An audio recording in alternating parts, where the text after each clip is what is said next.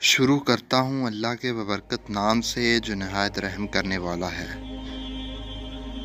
قرآن کریم میں اللہ پاک نے فرمایا ہے کہ ہر نفس کو موت کا مزہ چکھنا ہے، یعنی کائنات کی ہر جاندار کے لیے اللہ پاک نے موت کا وقت اور جگہ متعین کر رکھی ہے۔ اس سے کسی کو چھٹکارا نہ ملے گا اور نہ ہی کوئی اس سے بھاگ سکے گا۔ اسی لیے ابلیس شیطان کو بھی ایک دن موت آئے گی، لیکن وہ دن کون سا ہوگا؟ کون ابلیس کو موت دے گا؟ کیا شیطان کو نرک کے عالم میں تکلیف ہوگی؟ شیطان کی قبر کہاں بنائی جائے گی؟ شیطان کتنے عرصے تک موت کی نیند سویا رہے گا؟ ناظرین گرامی، آج ہم انہی اہم سوالات کے جواب قرآن و حدیث کی روشنی میں دیں گے۔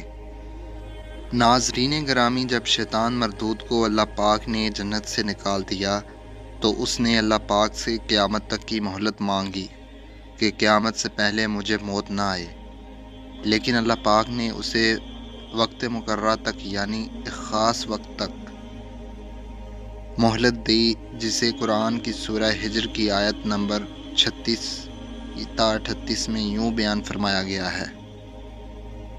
اس نے کہا، اے پروردگار، لوگوں کے زندہ کیے جانے تک مجھے مہلت دے۔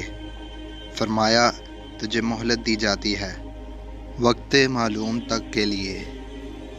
ناظرین گرامی، وقت معلوم کو مفسرین نے نفخہ اولیٰ لکھا ہے، یعنی جب حضرت اسرافیل علیہ السلام پہلی دفعہ سور پھونکیں گے۔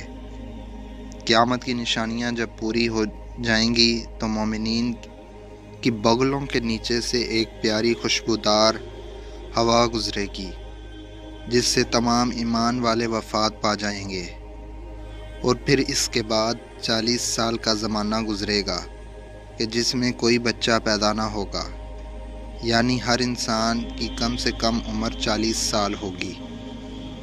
مسلمان چونکہ مر چکے ہوں گے، اسی لیے زمین پر صرف مشرک و کفار رہ جائیں گے۔ تفاسیر در منصور جیم 5 صاد 71 پر لکھا ہے کہ جب مومنین کی وفات کو 40 سال گزر چکے ہوں گے تو پھر حضرت اسرافیل علیہ السلام پہلی دفعہ سور پھونکیں گے، جسے نفخہ اولیٰ بھی کہتے ہیں۔ شروع میں اس کی آواز نہایت کم ہوگی کہ لوگ کان لگا کر سنیں گے، پھر یہ بڑھتی اس قدر زیادہ ہو جائے گی کہ کانوں کے پردے پھٹ جائیں گے، ان کے نتنوں سے پیپ بہنا شروع ہو جائے گی اور لوگ مر جائیں گے، انسان، جن، فرشتے، یہاں تک کہ شیطان ابلیس کو بھی اس نفخہ اولیٰ کے وقت موت آ جائے گی۔ اس کے 40 سال بعد حضرت اسرافیل علیہ السلام دوسرا سور پھونکیں گے تو پھر تمام مردہ زندہ ہو جائیں گے اور قیامت قائم ہو جائے گی اور میزان لگے گا،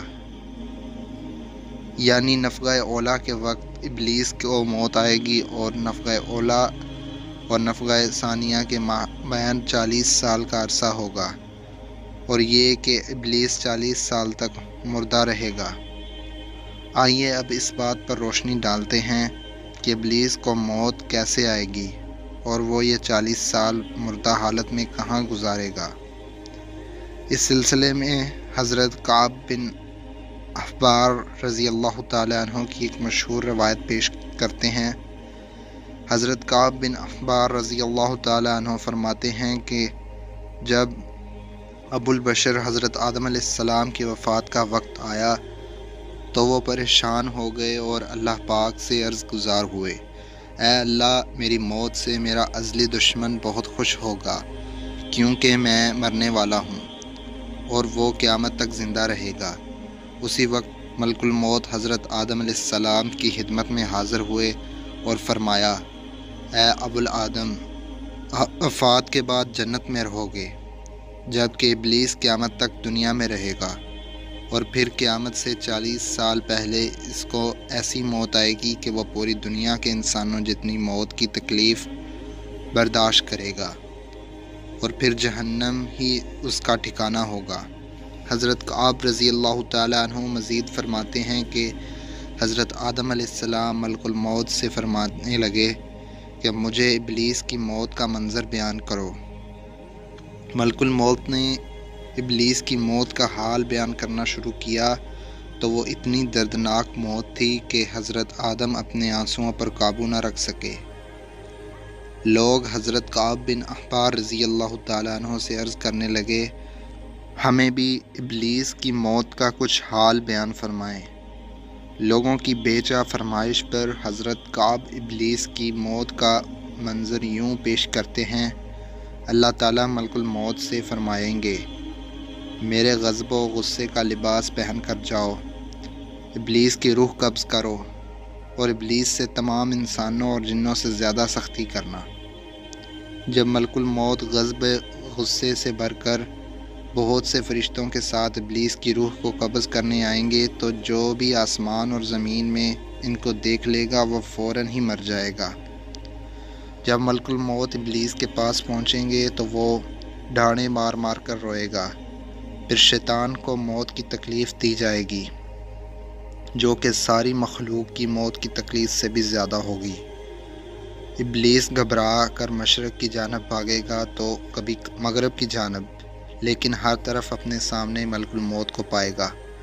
سمندر میں چھپنے جائے گا تو سمندر سے جگہ نہ دے گا۔ آسمان کی طرف بھاگے گا تو وہاں مقررہ فرشتے اس کو آگ کے کوڑے ماریں گے۔ آدم علیہ السلام کی قبر کے پاس کھڑا ہو کر کہے گا، اے آدم، تمہاری وجہ سے میں ملعون و مردود بنا، کاش کہ تم پیدا ہی نہ ہوتے۔ پھر ملک الموت سے کہے گا کہ کتنی سختی اور تکلیف کے ساتھ میری جان نکالو گے۔ فرمائیں گے جتنے لوگ جہنم میں ہیں ان سب کی موت سے کہیں زیادہ تکلیف اور سختی کے ساتھ۔ یہ سن کر تڑپنے لگے گا اور چیختا چلاتا ادھر ادھر بھاگے گا اور اسی جگہ پہنچ جائے گا جہاں اس نے جنت سے نکالنے کے بعد پہلا قدم رکھا تھا۔ وہ جگہ آگ کے کنارے کی طرح سرخ ہوگی، زمین چنگاری کی طرح ہو جائے گی اور زبانیاں فرشتے اس کو گھیر لیں گے اور زنابوروں اور آروں سے اس کو چیریں گے۔ جب تک اللہ تعالیٰ چاہے گا اس وقت تک حالت نزع اور موت کے غصے کا شکار رہے گا اور وہاں جہنم کی سنڈاسیاں لگی ہوں گی۔ ان سنڈاسیوں سے تڑپتا تڑپتا کر کے اس کی جان نکل جائے گی۔ آدم علیہ السلام و حوا سے کہا جائے گا کہ ذرا اپنے دشمن کو دیکھو کس طرح ذلت کے ساتھ مر رہا ہے۔ وہ دیکھ کر کہیں گے، یا اللہ تو نے ہم پر اپنی نعمت مکمل فرما دی۔ انہیں جہنمی گڑھوں میں ابلیس 40 سال تک رہے گا اور یہی اس کی قبر ہوگی۔ پھر 40 سال بعد دوبارہ حضرت اسرافیل علیہ السلام سور پھونکیں گے تو تمام مردے زندہ ہو جائیں گے اور حساب و کتاب کا عمل شروع ہوگا۔ ناظرین گرامی، اس کائنات کی ہر چیز فنا ہونے والی ہے۔ اگر کسی کو دوام ہے تو وہ صرف اللہ بزرگ برتر کی ذات ہے۔ بس ہمیں تو ہر وقت تیار رہنا چاہیے کہ کیا پتہ کب کون سی گھڑی ہماری اس دنیا میں آخری ہو اور پھر ہمارے پاس پچھتاوے کے علاوہ کچھ باقی نہ رہے۔